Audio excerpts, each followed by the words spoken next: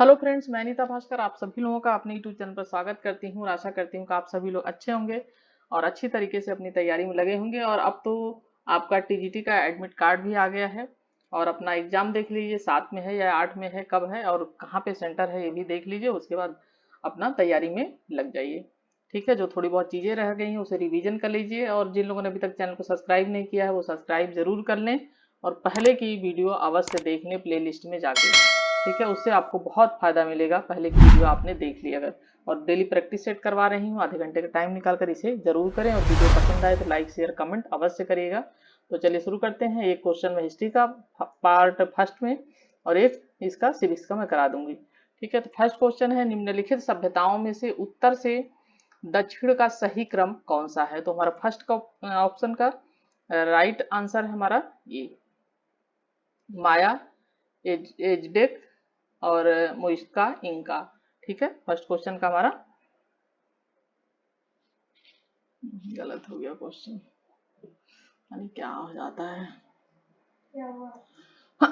जब तसल्ली से बैठती हूँ ना तब तो बहुत अच्छी बनती है वीडियो। इसी में पढ़ा दूँ मॉडल क्वेश्चन से जरा काट देना।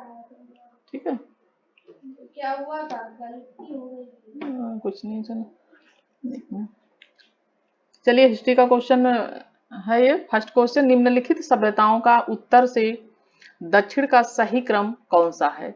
ए है माया, इज्डिक, मुइस्का इंका और बी है माया, मुइस्का इंका, एग्जिट। तो इस तरीके से सही क्रम लगाना है और हमारा राइट ऑप्शन जो है क्रम बनेगा ये है डी। ठीक है, पहले क्वेश्चन का है ये डी, एजटेक, माया, मुइस्का इंका, इस तरीके से क्रम बन जाएगा। दूसरा क्वेश्चन हम सिविक्स का करेंगे। संप्रभुता के अद्वैतवादी सिद्धांत का मुख्य दोष यह है कि अधिकांश ये है, अधिकांश जनता से आज्ञा पालन की अपेक्षा करता है, लोकतंत्र का विरोधी है। सी ऑप्शन है संप्रभुता की वैधानिक प्रकृति की व्याख्या करता है। डी ऑप्शन है सभी शक्तियां एक निश्चित मानव श्रेष्ठ में निहित कर देता है। तो संप्रभुता के अद्वैतवादी सिद्धांत का मुख्य दोष क्या है। फर्स्ट क्वेश्चन का इसका जो है फर्स्ट क्वेश्चन है और इसका सिविक्स का और इसका आंसर है डी। ठीक है, सभी शक्तियां एक निश्चित मानव श्रेष्ठ में निहित कर देता है और आप जब एग्जाम देंगे तो आपको दोनों नहीं करना है, सिर्फ इसमें से एक क्वेश्चन करना है, चाहे आप हिस्ट्री का करें या सिविक्स का करें, चाहे किसका भी, चारों में से आपको एक क्वेश्चन करना है। ठीक है, ये ध्यान रखना आपको। यहाँ तो मैं 2 करा रही हूँ इसलिए कि थोड़ा सा क्वेश्चन आपको याद हो जाएगा। चलिए पार्ट सेकंड, अब हम पढ़ेंगे इतिहास। उपनिषदों की विषय वस्तु है, तो उपनिषदों की जो विषय वस्तु है वो है दर्शन। ठीक है, इनकी विषय वस्तु क्या है, दर्शन है। और उपनिषद जिसका शाब्दिक तात्पर्य है गुरु के समीप बैठकर ज्ञान प्राप्त, ज्ञान दर्शन की जिज्ञासा शांत करना। और वैदिक साहित्य के अंतिम भाग है जिसकी रचना उत्तर वैदिक काल में हुई थी और इसके वैदिक चिंतन एवं दर्शन का चरमोत्कर्ष उसमें मिलता है। ठीक है, सेकेंड क्वेश्चन है, मध्य पाषाण कालीन मानव शिकार के लिए जिन उपकरणों का प्रयोग करता था वे अधिकांश बने होते थे। तो किसके बने होते थे, वो पत्थर के बने होते थे। ठीक है, पत्थर के बने होते थे वो, जिससे जिन उपकरणों का वो प्रयोग करते थे। ठीक है, फोर्थ क्वेश्चन है, हड़प्पा काल की 2 महत्वपूर्ण फसलें थी, तो कौन सी महत्वपूर्ण फसलें थी, गेहूं और जौ। ठीक है, दोनों महत्वपूर्ण फसलें थी और क्वेश्चन इंपॉर्टेंट है, आता रहता है। ठीक है, फिफ्थ क्वेश्चन है, मनुस्मृति की रचना कब हुई। तो मनुस्मृति की रचना हुई थी शुंग काल में। ठीक है, शुंग काल में हुई थी, पुष्यमित्र शुंग के शासन काल में, और ये जो मनु थे उनके दरबारी ये कवि थे। ठीक है, तो इन्होंने रचना की थी मनुस्मृति की। और नेक्स्ट क्वेश्चन है, सरकारों की कितनी संख्या, संस्कारों की कितनी संख्या थी। ठीक है, संस्कारों की कितनी संख्या थी, तो 16 संस्कार हैं। ठीक है, संस्कारों की संख्या कितनी थी, तो 16 संस्कार हैं। संस्कारों की संख्या जो है वो 16 है।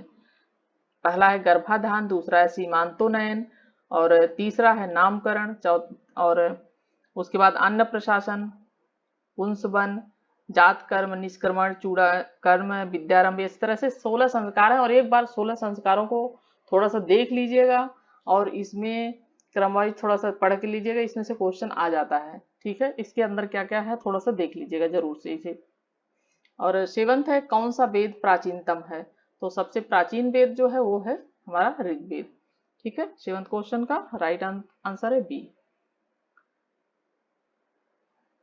और 8 क्वेश्चन है, निम्नलिखित में से कौन सा एक ऋग्वेद में स्त्रियों के विषय में सही नहीं है, पूछा है। वे सभा की कार्यवाही में भाग लेती थी, वे यज्ञ का अनुष्ठान करती थी, वे युद्धों में सक्रिय भाग लेती थी, उनका विवाह यौना आरंभ से पूर्व हो जाता था। तो 8 क्वेश्चन का राइट आंसर है डी, ये सही नहीं है कि उनका विवाह यौनारंभ से पूर्व हो जाता था, ये क्योंकि ऋग्वेद के समय पूछा था, उस समय इतने जल्दी बहुत जल्दी शादियां नहीं होती थी। ठीक है, नेक्स्ट है, किस शासक के समय में जैन धर्म 2 संप्रदायों में विभाजित हुआ? किस शासक के समय में जैन धर्म पूछा है, जैन धर्म 2 संप्रदाय में विभाजित हुआ था? 9th क्वेश्चन का राइट आंसर है चंद्रगुप्त मौर्य के समय में जैन धर्म 2 भागों में विभाजित हुआ था। ठीक है, और नेक्स्ट क्वेश्चन है, अशोक की धम्म नीति का मुख्य सिद्धांत था। अशोक की धम्म नीति का मुख्य सिद्धांत क्या था? स्वनियंत्रण, दान, दया, संयम। तो 10th क्वेश्चन का राइट आंसर है स्वनियंत्रण। ये जिस जैन धर्म में तीर्थकरों के जीवन चरित्र हैं उनका नाम है, जैन तीर्थकरों के जीवन चरित्र हैं उनका नाम क्या है? भगवती सूत्र, आदि पुराण, कल्प सूत्र, उवास, गसाओ। ठीक है, तो इसमें 11 क्वेश्चन का हमारा राइट आंसर है सी, कल्प सूत्र नाम है, जिनमें जीवन चरित्र है उनका नाम है कल्प सूत्र। 12th क्वेश्चन है, सर्वप्रथम ब्राह्मणों को किसने भूमि दान किया? कुषाण, सातवाहन, गुप्त, मौर्य। तो 12th क्वेश्चन का हमारा राइट आंसर है बी, सातवाहन। सर्वप्रथम ब्राह्मणों को भूमि दान किसने दिया? तो सातवाहनों ने भूमि दान दिया है सर्वप्रथम। ठीक है, और नेक्स्ट क्वेश्चन है, सातवाहनों की राजकीय भाषा थी, तो उनकी राजकीय भाषा क्या थी? उनकी राजकीय भाषा प्राकृत थी, सातवाहन लोगों की। ठीक है, और जैन धर्म की भी प्राकृत भाषा थी। और करिकाल निम्नलिखित किस राजवंश से था? 14 क्वेश्चन है, करिकाल किस वंश से? काफी प्रतापी राजा था और यह चोल वंश से था। ठीक है, यह चोल वंश का प्रतापी राजा था करिकाल। नेक्स्ट है, निम्नलिखित में से किसने मगध की राजधानी वैशाली को बनाया? तो 15 क्वेश्चन का राइट आंसर है हमारा बी, शिशुनाग। ठीक है, निम्नलिखित में से किसने वैशाली मगध की राजधानी वैशाली को बनाया था? तो इसने शिशुनाग ने बनाया था। ठीक है, और इसकी सबसे बड़ी जो सफलता थी वो अवंती राज्य को जीतकर उसे मगध साम्राज्य में मिलाना था, और शिशुनाग नाग वंश से संबंधित था। ठीक है, किस वंश से था? ये नाग वंश का शासक था शिशुनाग। ठीक है, ये भी ध्यान रखना। नेक्स्ट है, हर्षचरित के लेखक कौन थे? तो हर्षचरित के लेखक थे बाणभट्ट। ठीक है, इन्होंने हर्षचरित की रचना की थी। नेक्स्ट है 17 क्वेश्चन, विक्रमादित्य की उपाधि किसने धारण की थी? 17 क्वेश्चन का राइट आंसर है चंद्रगुप्त द्वितीय। चंद्रगुप्त सेकंड ने विक्रमादित्य की उपाधि धारण की थी। ठीक है, 18 क्वेश्चन है, गौतमी पुत्र सातकर्णी किसका राजा था? ठीक है, किस वंश का राजा था? गौतमी पुत्र सातकर्णी। 18 क्वेश्चन का राइट आंसर है सातवाहन वंश का राजा था गौतमी पुत्र सातकर्णी, और इस वंश का यह 23वां तथा सबसे महान शासक हुआ था। ठीक है, 23वां था, 23वें नंबर का जो है राजा था। और इसकी सातवाहन वंश की स्थापना किसने की थी? तो इसकी स्थापना की थी सिमुक ने। ठीक है, सातवाहन वंश का संस्थापक कौन था? तो ये था सिमुक, ये भी याद रखना है, पूछ लेता है। ठीक है, और नेक्स्ट क्वेश्चन है, इनमें से कौन सा शहर फिरोज शाह तुगलक द्वारा नहीं स्थापित किया गया है? 19 क्वेश्चन है, तो कौन सा शहर है ये? फतेहाबाद, जौनपुर, फतेहपुर, हिसार।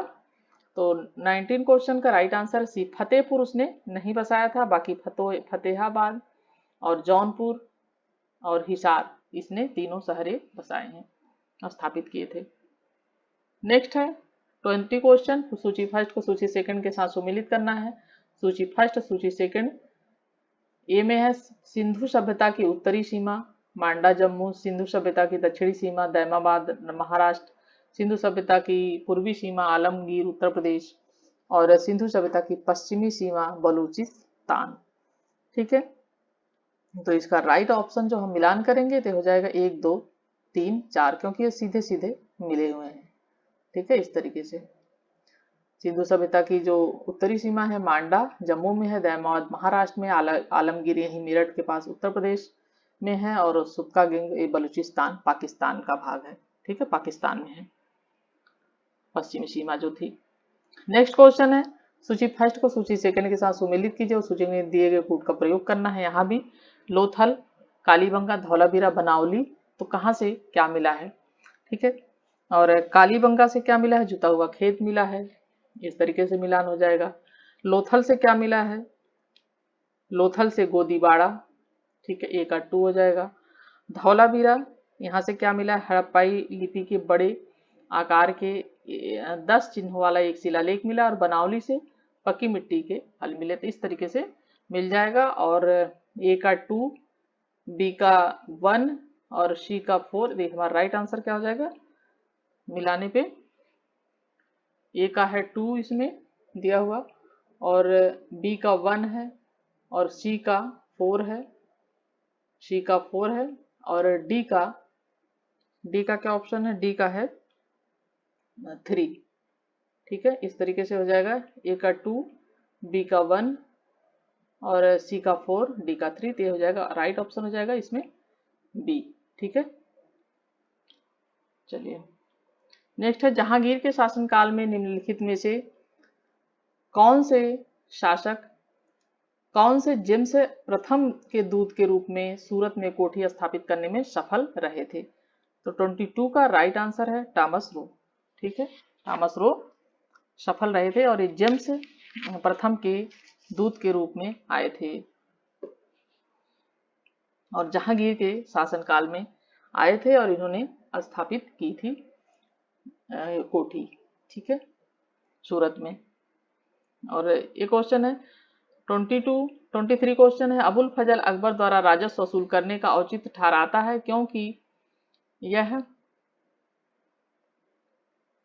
ए ऑप्शन है सार्वभौमत्व के लिए मुआवजा था, बी है सम्राट का दैवीय अधिकार था, सीमाओं की सुरक्षा के लिए सेना के रखरखाव का खर्च था, और सम्राट का वंशागत स्वामित्व अधिकार था। तो 23 का हमारा जो है राइट आंसर है यह है ए, ठीक है, यह ये सार्वभौमत्व के लिए मुआवजा था। नेक्स्ट है, औरंगजेब की मृत्यु कब हुई थी, तो औरंगजेब की मृत्यु हुई थी 1707 ईस्वी में, ठीक है, इसका ऑप्शन राइट है 3 मार्च। कब हुई थी, 3 मार्च 1707 में। नेक्स्ट है, सालबाई की संधि कब हुई थी, 25 का राइट आंसर है 1782 में सालबाई की संधि हुई थी 1782 में, ठीक है। नेक्स्ट है, वांडीवास का युद्ध कब हुआ था, तो वांडीवास का जो युद्ध हुआ था 1760 में हुआ था, ठीक है। वांडीवास का युद्ध कब हुआ था, 1760 में, सॉरी मैंने 1660 में लगा दिए, 1760 में हुआ है। वांडीवास का युद्ध जो है ये कब हुआ है, 1760 में। नेक्स्ट है, शिवाजी के मंत्री परिषद को कहते थे अष्टमार्ग, तीरत्न, अष्टप्रधान, इनमें से कोई नहीं, तो 27 का राइट आंसर है सी, अष्टप्रधान कहते थे शिवाजी के मंत्री परिषद को। और जो कृष्णदेवराय का मंत्री परिषद था वो जो है अष्ट दिग्गज बोलते थे, तो दोनों का पूछता है तो दोनों किसी का एक पूछता है तो दोनों रख देता है, तो कंफ्यूजन नहीं होना चाहिए इसमें। कृष्णदेवराय का जो है वो है अष्ट दिग्गज कहते थे और शिवाजी का जो मंत्री परिषद उसे अष्ट प्रधान कहते थे, ठीक है। 28 क्वेश्चन है, नादिर शाह ने भारत पर आक्रमण किया था, तो किस सन में किया था, 28 का राइट आंसर है हमारा बी, नादिर शाह ने 1739 में ईस्वी में आक्रमण भारत पर किया था, ठीक है, और यह ईरान का शासक था।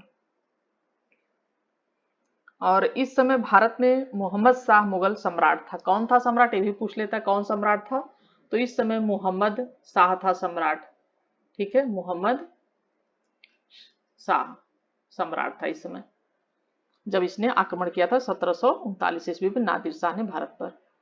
नेक्स्ट क्वेश्चन है, बंगाल के निम्नलिखित शासकों का सही कालानुक्रम क्या है, सुजाउद्दीन, मुर्शीद कुली खान, सरफराज खान, अलीवर्दी खान, तो 29 का हम मिलान करेंगे और राइट ऑप्शन हो जाएगा हमारा ए, ठीक है। 2 मुर्शीद कुली खां, फिर 1 सुजाउद्दीन, फिर सरफराज खान, फिर जो है अली वर्दी खान, ठीक है। नेक्स्ट क्वेश्चन है 30 अवध के स्वायत्त शासी राज्य का संस्थापक था अहमद शाह अब्दाली, सफदरजंग, सादत खां बुरहान उद मुल्क। तो राइट ऑप्शन हमारा है 30 का सी, यही था सादत खां बुरहान उल मुल्क। और पिछली साल 2016 में ये क्वेश्चन आया हुआ है हिस्ट्री के पीजीटी में, ठीक है। नेक्स्ट क्वेश्चन है बंगाल की एशियाटिक सोसाइटी की स्थापना की थी। 31 का राइट आंसर है बी। किसने की थी? सर विलियम जोन्स ने बंगाल की एशियाटिक सोसाइटी की स्थापना की थी। 31 का राइट आंसर हमारा है बी। 32 क्वेश्चन है अस्थाई बंदोबस्त लागू किया गया था। अस्थाई बंदोबस्त कब लागू किया गया था? ये किया गया था 1793 ईस्वी में। राइट ऑप्शन है डी, कार्नवालिस ने इसे लागू किया था। 33 क्वेश्चन है ईस्ट इंडिया कंपनी को किस मुगल सम्राट से दीवानी का अधिकार प्राप्त हुआ? ठीक है, ऑप्शन देखते हैं हम। जहांगीर, औरंगजेब, शाह आलम सेकंड, इनमें से कोई नहीं। तो 33 का हमारा राइट ऑप्शन है सी, शाह आलम सेकंड, ठीक है। शाह आलम सेकंड के समय की बात है ये। ईस्ट इंडिया कंपनी को जो है शाह आलम सेकंड से दीवानी का अधिकार प्राप्त हुआ था। नेक्स्ट है 1857 के विद्रोह के समय बिहार में नेतृत्व किसने संभाला था? 34 का राइट आंसर है बी, कुंवर सिंह ने, बाबू कुंवर सिंह ने संभाला था। और ये 1857 के विद्रोह के बारे में जरूर आप ये जरूर देख लीजिएगा कि किसने कहाँ का विद्रोह का नेतृत्व संभाला था, ये बहुत पूछता है। जैसे झांसी का रानी लक्ष्मीबाई, लखनऊ की बेगम हजरत महल, तो इस तरीके से जरूर देख लीजिएगा पूरा कि किसने कहा, ये जरूर क्वेश्चन आता है, टीजीटी में भी आता है और पीजीटी में भी आता है, जरूर पूछता है। 35 क्वेश्चन है मोपला विद्रोह के क्या कारण थे? आर्थिक, धार्मिक, सामाजिक, राजनीतिक। तो 35 का राइट आंसर है ए, आर्थिक कारण था मोपला विद्रोह का, ठीक है। और अगस्त 1921 में केरल के मालाबार जिले, ठीक है, कब की बात है? अगस्त में और 1921, ठीक है, 1921 में मालाबार, और मालाबार कहाँ? केरल, ठीक है, केरल के मालाबार। तो मालाबार में जिले में काश्तकारों ने जमींदारों के खिलाफ यह विद्रोह किया था। काश्तकारों ने किसके खिलाफ किया था? जमींदारों के खिलाफ यह विद्रोह किया था, ठीक है। नेक्स्ट क्वेश्चन है सत्यशोधक समाज की स्थापना किसने की थी? 36 का राइट आंसर है ज्योतिबा फुले ने सत्यशोधक समाज की स्थापना की थी 1873 ईस्वी में। कब की थी? 1873 ईस्वी में की थी ज्योतिबा फुले ने, ठीक है। नेक्स्ट क्वेश्चन नील आंदोलन कहाँ हुआ? बिहार। और 37 का राइट आंसर है बंगाल, ठीक है। नील आंदोलन कहाँ हुआ? तो बंगाल में हुआ था नील आंदोलन। नेक्स्ट क्वेश्चन है निम्नलिखित में से कौन सा विद्रोह सिद्धू और कान्हू से संबद्ध है? और ये भी विद्रोह के बारे में भी जरूर पूछ लीजिएगा। संथाल विद्रोह कब हुआ, किसने किया, क्यों किया, कोल विद्रोह, मुंडा विद्रोह, ये विद्रोह के बारे में भी आपको जरूर थोड़ा सा डिटेल पढ़ने नहीं, इसमें से भी क्वेश्चन बहुत पूछता है, ठीक है। और इसका राइट आंसर है सिद्धू और कान्हू किससे संबंधित थे? संथाल विद्रोह से संबंधित थे 1885 ईस्वी, ठीक है। और लेकिन इसमें आंसर ये जो है 1885 गलत दिया हुआ है, इसमें दिया हुआ गलत है। ये जो है संथाल विद्रोह 1855-56 है, ठीक है। ये 1885 गलत दिया हुआ है इसमें, ये 1855 और 56 की बात है, ठीक है। और प्रैक्टिस सेट में कहीं कहीं थोड़ा सा मिस्टेक है, तो जरूर क्वेश्चन थोड़ा सा देख के करें। नेक्स्ट है उड़ीसा जमींदारों का विद्रोह 1804 से 1817 ईस्वी। नेक्स्ट क्वेश्चन है कूका विद्रोह कहाँ हुआ था? तो हुआ था पंजाब में कूका विद्रोह, ठीक है। और नेक्स्ट क्वेश्चन हमारा है 40 क्वेश्चन ब्रिटिश सरकार के विरुद्ध खिलाफत आंदोलन प्रारंभ करने का निम्नलिखित में से कौन सा मुख्य कारण था? तो कौन सा मुख्य कारण था? 1919 का अधिनियम मुसलमानों के हित पर ध्यान नहीं दिया, तुर्की के साथ मित्र राष्ट्रों की अपमानजनक संधि, भारतीय वायसराय द्वारा हिंदुओं को सुविधा प्रदान करना। तो 40 क्वेश्चन का राइट आंसर है बी, तुर्की के साथ मित्र राष्ट्रों की अपमानजनक संधि। ठीक है, खिलाफत आंदोलन का कारण था ये। 40 का बी। नेक्स्ट क्वेश्चन है गदर पार्टी के संस्थापक थे। तो गदर पार्टी के संस्थापक जो थे वो थे लाला हरदयाल। ठीक है, और इन्होंने स्थापना की थी गदर पार्टी की। नेक्स्ट क्वेश्चन है संविधान सभा की प्रथम अस्थाई अध्यक्ष कौन थे। तो अस्थाई अध्यक्ष कौन थे? 42 का राइट आंसर है डॉक्टर राजेंद्र प्रसाद अस्थाई अध्यक्ष थे। ठीक है, और सच्चिदानंद सिन्हा जो थे वो अस्थाई थे। नेक्स्ट क्वेश्चन है 43, कांग्रेस ने किस गोलमेज सम्मेलन में भाग लिया? कांग्रेस ने किस में भाग लिया? 43 का राइट आंसर है बी, गांधी जी ने सिर्फ द्वितीय वाले में ही भाग लिया है। दूसरा जब गोलमेज सम्मेलन हुआ था 7 सितंबर से 1 दिसंबर 1931 तक। कब तक चला था दूसरा? 7 सितंबर 1931 से ये जो है 7 सितंबर से 1 दिसंबर 1931 तक ये चला था। ठीक है, नेक्स्ट क्वेश्चन है दादा भाई नौरोजी ने किस लेख के माध्यम से लोगों का ध्यान धन निष्कर्षण सिद्धांत की ओर खींचा था? ये भी वेरी इंपॉर्टेंट क्वेश्चन है और पूछता रहता है बार बार। तो इंग्लैंड डेप्ट टू इंडिया। ठीक है, इनका कहना था कि जो हमारा धन है वह इंग्लैंड के लोग उसे खींच रहे हैं और लोगों का ध्यान इस तरफ इन्होंने खींचा था धन निष्कर्षण सिद्धांत की ओर। ठीक है, और भारतीयों का ध्यान इन्होंने इस तरफ आकर्षित किया था कि जो अंग्रेज हैं वो यहाँ से लूट कर धन ले जा रहे हैं। 45 भारतीय साम्यवादी दल की स्थापना कब हुई? तो 1921, 1922, 1923, 1924। 45 का राइट आंसर है ए, 1921 ईस्वी। 46 क्वेश्चन है खिलाफत आंदोलन का स्वरूप क्या था? राजनीतिक, आर्थिक, धार्मिक, सांस्कृतिक। तो इसका राइट आंसर है सी, खिलाफत आंदोलन का स्वरूप क्या था? तो इसका राइट आंसर है सी, धार्मिक।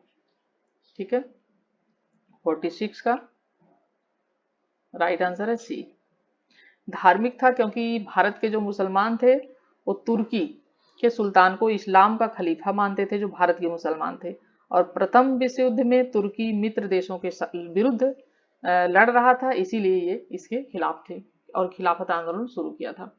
नेक्स्ट है हड़प्पावासी किन किन धातुओं का आयात करते थे? चांदी, टिन, सोना। तो किन किन का आयात करते थे ये? राइट ऑप्शन हमारा है तीनों करते थे, चांदी भी, सोना भी और टिन भी ये आयात करते थे। ठीक है, 48 क्वेश्चन है करो या मरो का नारा किस आंदोलन में दिया गया था? तो करो या मरो का जो था नारा ये दिया था गांधी जी ने, और भारत छोड़ो आंदोलन के समय ये दिया गया था नारा करो या मरो। ठीक है, 49 क्वेश्चन है गांधी जी ने के निम्नलिखित आंदोलन का सही कालानुक्रम क्या है? रौलक टेक्ट आंदोलन, खेड़ा आंदोलन, चंपारण आंदोलन, अहमदाबाद मिलों की हड़ताल। तो सही क्रम इसका क्या है? और हम देखें सही क्रम लगाएंगे तो हमारा हो जाएगा पहले चंपारण आंदोलन है, तो और उसके बाद है खेड़ा आंदोलन, फिर है अहमदाबाद मिलों की हड़ताल, उसके बाद है रौलक टेक्ट आंदोलन। ठीक है, तो इस तरीके से राइट ऑप्शन जो हो जाएगा वो हो जाएगा ए। पहले चंपारण आंदोलन कब? 1917 में, और ये कहाँ पे है? ये बिहार में है चंपारण। खेड़ा आंदोलन कब? 1918। ठीक है, 1918। और रौलक टेक्ट 1919। ठीक है, और अहमदाबाद मिलों की हड़ताल जो हुई थी वो भी 1918। ठीक है, इस तरीके से। नेक्स्ट क्वेश्चन है 50 क्वेश्चन, कम्युनल अवार्ड और पुना पैक्ट के अंतर्गत शोषित वर्गों को कितने स्थान दिए गए थे? ठीक है, कितने स्थान दिए गए थे? क्रमशः 74 और 79। तो राइट ऑप्शन हमारा है इसमें बी, क्रमशः 71 और 147 स्थान दिए गए थे पूना पैक्ट के अंतर्गत शोषित वर्ग को। ठीक है,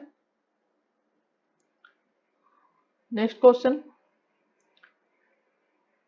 क्वेश्चन है अखिल भारतीय कांग्रेस की स्थापना के समय भारत के वायसराय निम्नलिखित में से कौन थे? Lord Lytton, Lord Ripon, Lord Dufferin या लैंसडाउन। तो 51 का राइट आंसर है सी, लॉर्ड डफरिन थे जब कांग्रेस की स्थापना हुई थी, भारतीय राष्ट्रीय कांग्रेस की स्थापना।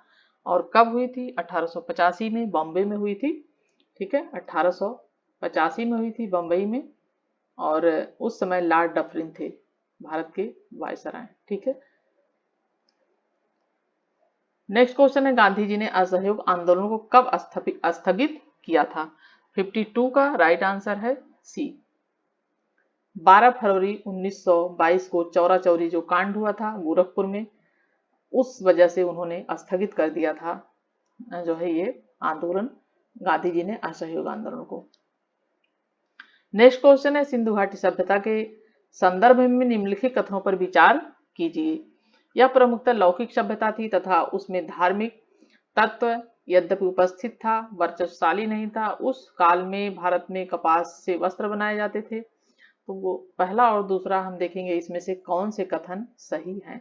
तो 53 का राइट आंसर है सी, दोनों ही सही है इसमें, एक और दो, क्योंकि वह लौकिक सभ्यता थी तथा उसमें धार्मिक तत्व यद्यपि उपस्थित था, वर्चस्वशाली नहीं था इतना, लेकिन उस काल में भारत में कपास से वस्त्र उसी समय से बनाए जाते हैं।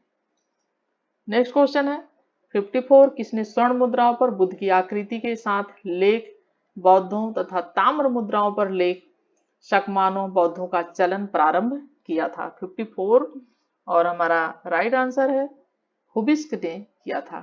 ठीक है, हुबिस्क ने इसकी शुरुआत की थी और कुषाण वंश के जो है ये शासक था हुबिस्क। नेक्स्ट है, एलोरा का विख्यात कैलाशनाथ मंदिर किस राष्ट्रकूट राजा के अनुदेशों पर पत्थर को काटकर तैयार किया गया था? तो 55 का हमारा राइट आंसर है कृष्ण प्रथम। कृष्ण प्रथम के आदेशों पर एलोरा का जो कैलाशनाथ मंदिर है वह राष्ट्रकूट राजा के आदेशों पर ये जो है काटकर तैयार किया गया था। और ये कहाँ पे है? महाराष्ट्र में औरंगाबाद जिले में है एलोरा का कैलाशनाथ मंदिर। ठीक है, नेक्स्ट क्वेश्चन है, किस अभिलेख में कालिदास एवं भारवी दोनों के नामों का उल्लेख मिलता है? ठीक है, ये है समुद्रगुप्त की प्रयाग प्रशस्ति, और बी है काकू अस्थवर्मा की तालगुंड स्तंभ अभिलेख, सी है पुलकेशिन की येहोल प्रशस्ति या रुद्र दामन की गिरनार प्रशस्ति। तो 56 का हमारा राइट आंसर है सी, पुलकेशिन की येहोल जो प्रशस्ति है उससे कालिदास एवं भारती दोनों के नामों का उल्लेख इस अभिलेख में जो है मिलता है। ठीक है, इनका उल्लेख मिलता है। नेक्स्ट है 57 क्वेश्चन, निम्न में से कौन सा एक स्थान पूर्व मध्यकालीन भारत के प्रभासपट्टनम नाम के से जाना जाता है? सोमनाथ, थानेश्वर या उज्जैन, वाराणसी? तो 57 का हमारा राइट आंसर है सोमनाथ। सोमनाथ प्राचीन काल में पूर्व मध्यकालीन भारत में प्रभासपट्टन के नाम से जाना जाता है और गुजरात के कठियावाड़ प्रायद्वीपीय समुद्री एक स्थल है सोमनाथ। ठीक है, गुजरात में है ये। 58 क्वेश्चन हमारे निम्नलिखित कथनों पर विचार कीजिए। पहला है, फर्स्ट पॉइंट इसमें, उत्तर पश्चिमी भारत में जारी किए गए गजनबी सिक्कों पर अरबी व शारदा लिपि में लिखे गए द्विभाषी लेख हैं। दूसरा पॉइंट है, साहित्यकार एवं वृतांतकार बरनी तथा इसामी जो है समकालीन थे। और तीसरा पॉइंट है, महमूद गजनबी के सोमनाथ आक्रमण के समय जयसिंह सिद्धराज इस क्षेत्र का चालुक्य शासक था। उपयुक्त कथनों में से कौन से सही हैं? तो 58 का राइट आंसर है बी, 1 और 2। ठीक है, ये तीसरा सही नहीं है, 1 और 2 दोनों सही है। नेक्स्ट है 59 क्वेश्चन, दिल्ली सल्तनत के संदर्भ में निम्नलिखित घटनाओं पर विचार कीजिए। जाफर खान की गुजरात के गवर्नर के रूप में नियुक्ति, दूसरा पॉइंट है तैमूर द्वारा दिल्ली की लूट, तीसरा हाजी मौला का विद्रोह और चौथा पॉइंट है अहमदाबाद की स्थापना। तो इनका क्रम लगाना है, इन घटनाओं का हमें क्रम देखना है कि क्या क्रम इनका सही है। तो 59 का हमारा राइट आंसर है सी। ठीक है, पहले हाजी मौला का विद्रोह, फिर जफर खान की गुजरात के गवर्नर के रूप में नियुक्ति, उसके बाद है दूसरा तैमूर द्वारा दिल्ली की लूट की गई थी, और उसके बाद लास्ट में है अहमदाबाद की स्थापना की गई थी। ठीक है, 1413 में अलाउद्दीन के शासनकाल में अहमदाबाद की स्थापना की गई थी, 1413 में। नेक्स्ट क्वेश्चन है 60 क्वेश्चन, दिल्ली सल्तनत में शहना नामक अधिकारी का क्या कार्य था? राज्य के खर्च की निगरानी करना, सेना के भुगतान अधिकारी का कार्य, या सी ऑप्शन है सुल्तान के पारिवारिक रख रखाव की जिम्मेदारी, और डी ऑप्शन है पुलिस विभाग का परिवीक्षण। तो 60 क्वेश्चन का हमारा राइट आंसर है डी, पुलिस विभाग का परिवीक्षण कौन करता था? शहना नामक अधिकारी दिल्ली सल्तनत में करता था, पुलिस विभाग का परिवीक्षण करता था। नेक्स्ट क्वेश्चन है वैदिक देवता वरुण के बारे में निम्नांकित कथनों पर विचार कीजिए और नीचे दिए गए उत्तर संकेत के अनुसार अपना उत्तर चुनिए। फर्स्ट पॉइंट है नैतिक व्यवस्था के संरक्षक थे, झंझावत के देवता थे वरुण, या पापियों को दंड देते थे, वर्षा के देवता थे। तो वरुण किसके देवता थे? वैदिक देवता थे वरुण। तो 61 का हमारा राइट आंसर है बी। ठीक है, 1 और 3 सही है। नैतिक व्यवस्था के संरक्षक थे वरुण, ठीक है, पहला ऑप्शन सही है, और तीसरा है ये पापियों को दंड देते थे। ठीक है, ये दोनों सही हैं। नेक्स्ट है 62 क्वेश्चन, समाज के चतुर्विश वर्गीकरण का विचार प्राप्त होता है। ठीक है, ऋग्वेद के नासदी सूक्त से, ऋग्वेद के केशिन सूक्त से, अथर्ववेद के पृथ्वी सूक्त में, या ऋग्वेद के पुरुष सूक्त में। ठीक है, किसमें मिलता है वर्गीकरण समाज के चतुर्विश का? तो राइट ऑप्शन हमारा है डी, ऋग्वेद के पुरुष सूक्त में जो है वर्गीकरण मिलता है। वेरी इंपॉर्टेंट क्वेश्चन है ये। ठीक है, बार बार ये पूछा जाता है एग्जाम में। नेक्स्ट है 63 एंड लास्ट क्वेश्चन ये है, निष्क्रमण के बाद और समावर्तन से पहले कितने संस्कार संपन्न होते थे? और संस्कार जो 16 हैं उसे जरूर आपको अच्छी तरीके से पढ़ना है। 16 संस्कार पूरे, उसमें जरूर क्वेश्चन पूछे जाते हैं। तो 63 का राइट आंसर है डी। ठीक है, निष्क्रमण के बाद और समावर्तन से पहले कितने संस्कार संपन्न होते थे? तो 6 संस्कार संपन्न होते थे। ठीक है, और ये निष्क्रमण और समावर्तन के मध्य में होते थे। और एक बार संस्कार जरूर से देख लीजिएगा। तो 63 क्वेश्चन हमारे कंप्लीट हो गए। आशा करते हैं वीडियो पसंद आई होगी, और पसंद आए तो लाइक शेयर कमेंट अवश्य करें। Thank you friends, thank you for watching video.